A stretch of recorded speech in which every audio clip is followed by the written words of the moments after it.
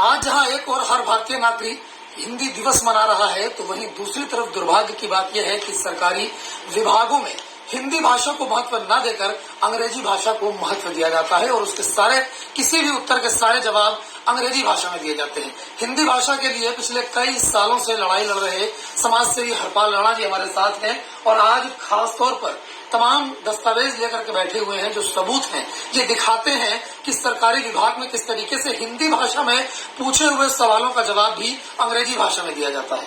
Sir, आज तो पूरा अगर कहा जाए भारत हिंदी दिवस मना रहा है, तो ये आपके पास जो दस्तावेज है, कुछ और ही बयां कर रहे हैं, क्या कहेंगे? बिल्कुल, देखिए, हिंदी दिवस इसीलिए मनाया जाता है कि असल में तो ये जो अभी मनाया जा रहा है हिंदी दिवस 1949 में आरंभ हुआ था, जिस दिन देश की जो नियम कानून बनाए जा रहे थे, संविधान बनाया जा रहा है, संविधान सभा ने इसको मान्यता दी थी हिंदी को, तो उसी दिन से हिंदी दिवस मनाया जा रहा है। लेकिन अब इसका औचित्य क्या है, अब भी क्यों मनाया जा रहा है? ये 15 वर्ष के लिए पूरे देश में हिंदी लागू की गई थी, अंग्रेजी लागू की गई थी, जिससे कि जब तक 15 वर्ष में सब लोग हिंदी जान लें। लेकिन आज भी वो 15 वर्ष आज तक खत्म नहीं हुए हैं और सभी कार्यालयों में अंग्रेजी आज भी जारी है। अंग्रेजी को 15 वर्ष के लिए देश में लागू किया गया था कि जिससे कि हिंदी जो लोग जानते हैं, हिंदी सब लोग जान लें, अंग्रेजी लोगों का अंग्रेजी हट जाए और हिंदी की शुरुआत हो जाए। लेकिन आज भी दुर्भाग्य ये है कि इसमें भारत सरकार की बात करें चाहे दिल्ली सरकार की बात करें, तो वो सभी पत्राचार जो सरकार का होता है वो अधिकतर अंग्रेजी में होता है।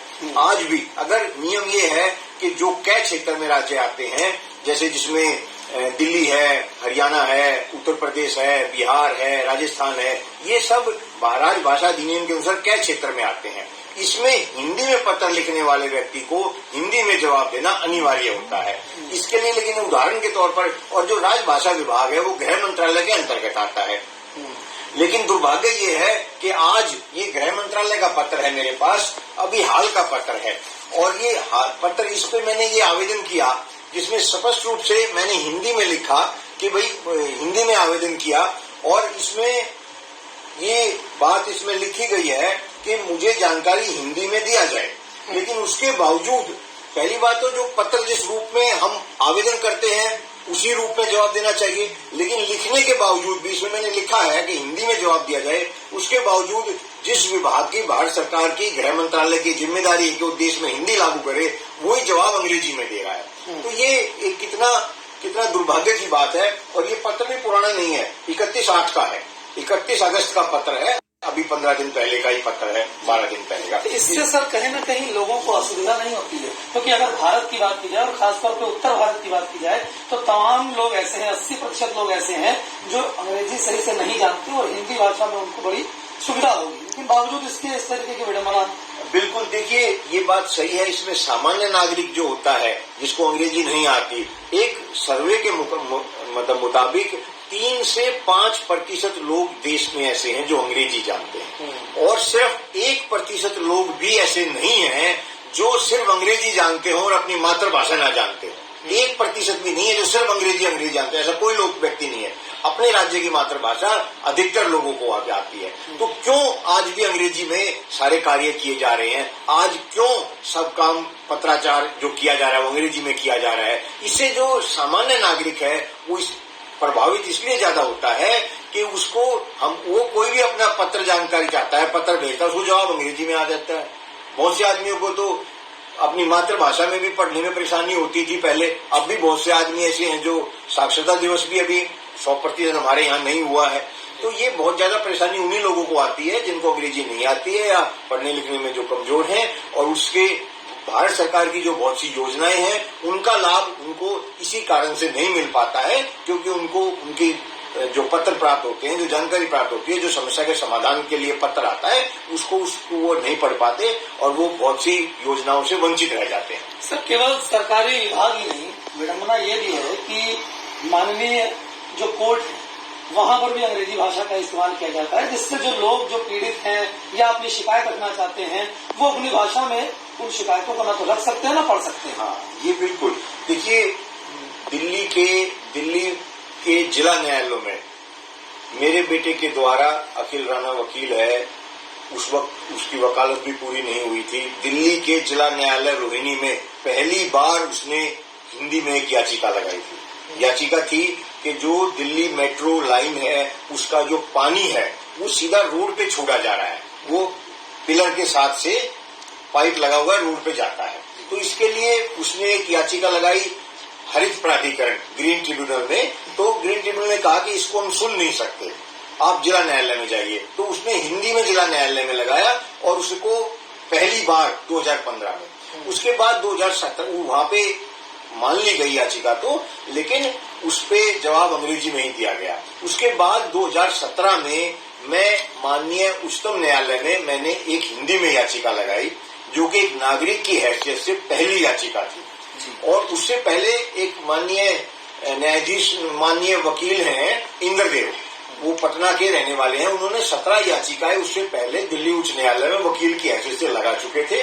उन्हीं के मार्गदर्शन में मैंने एक याचिका लगाई और उस याचिका का परिणाम ये रहा कि वो मैंने हिंदी में वार्तालाप किया और सबसे बड़ा जो फायदा हुआ वो ये हुआ कि उस याचिका का जवाब जो मैं मांग कर रहा था वो तो नहीं मानी गई। मेरी मांग थी कि दिल्ली सर्वोच्च न्यायालय की जो सर्वोच्च नियमावली है वो हिंदी में हिंदी में दी जाए, हिंदी में उसको लिखवाया जाए, हिंदी में प्रकाशित किया जाए, लेकिन वो नहीं की गई। लेकिन उसमें फायदा ये हुआ उस आदेश में कि सुप्रीम कोर्ट ने एक आदेश जारी किया, मेरा जो मैंने मुकदमा किया था उसमें, और ये कहा कि अगर किसी को अंग्रेजी की जो उच्चतम न्यायालय की नियमावली है उसमें परेशानी आती है, किसी को मुकदमा दाखिल करने में परेशानी आती है, तो कोई भी नागरिक हिंदी समिति जो उच्चतम न्यायालय की है उसकी मदद लेकर हिंदी में मुकदमा कोई भी नागरिक दाखिल कर सकता है। ये बहुत बड़ा फैसला था। उसके बाद सुप्रीम कोर्ट में 9 भाषाओं में वो सभी फैसले आने आरंभ हुए कि देश का नागरिक जिस भाषा में चाहे 9 भाषा तक अपनी भाषा में आदेश ले सकता है। ऐसा भी आदेश सुप्रीम कोर्ट ने, माननीय सुप्रीम कोर्ट ने दिया। तो अभी भी ये लड़ाई लगातार जारी है कि तमाम जो विभाग है, सरकारी विभाग, उसमें हिंदी का प्रयोग होना चाहिए और कोर्ट में भी होना चाहिए। क्या इस लड़ाई को अभी भी जारी रखेंगे? बिल्कुल। देखिए, ये लड़ाई जो शुरू हुई थी ये 1998 में शुरू हुई थी। संघ लोक सेवा आयोग के सामने विश्व का सबसे लंबा धरना एक चला था, जिसमें 2001 में उसको हटाया गया था। उस वक्त से लेकर अभी तक ये लड़ाई लगातार जारी है, ये संघर्ष लगातार जारी है। और जब तक इसके पूर्ण भाषा को, हम भारतीय भाषा की बात करते हैं, आज हिंदी दिवस है, लेकिन हम भारतीय भाषा की बात करते हैं कि जिस राज्य की जो भाषा है, उस राज्य की जो मातृभाषा है व्यक्ति की, उसमें ये सब काम होने चाहिए। हिंदी होनी चाहिए, हिंदी पूरे देश की भाषा होनी चाहिए। लेकिन अगर व्यक्ति को, अगर कोई पंजाब में रहने वाला है तो पंजाबी में आए, गुजरात का है तो गुजराती में आए। हिंदी एक राष्ट्रीय भाषा हो और राज्य की जो राजभाषा हो वो उच्च न्यायालय में लागू हो। एक नियम ये है कि किसी भी राज्य का राज्यपाल राष्ट्रपति की पूर्ण सहमति लेकर उस राज्य के उच्च न्यायालय की भाषा, राज्य की राजभाषा को लागू कर सकता है। राज्य की जो राजभाषा है उसको उच्च न्यायालय में लागू कर सकता है। और जिसमें 4 राज्यों में ये लागू भी हो चुकी है, उत्तर प्रदेश में, राजस्थान में, मध्य प्रदेश में और बिहार में ये भाषा राज्य के उच्च न्यायालय में लागू हो चुकी है। लेकिन उसके बाद आज तक 4 और राज्यों ने ऐसा प्रयास किया था, लेकिन वो लागू नहीं हो पाया। हमारी ये मांग है कि राज्य की राजभाषा में कार्य होना चाहिए।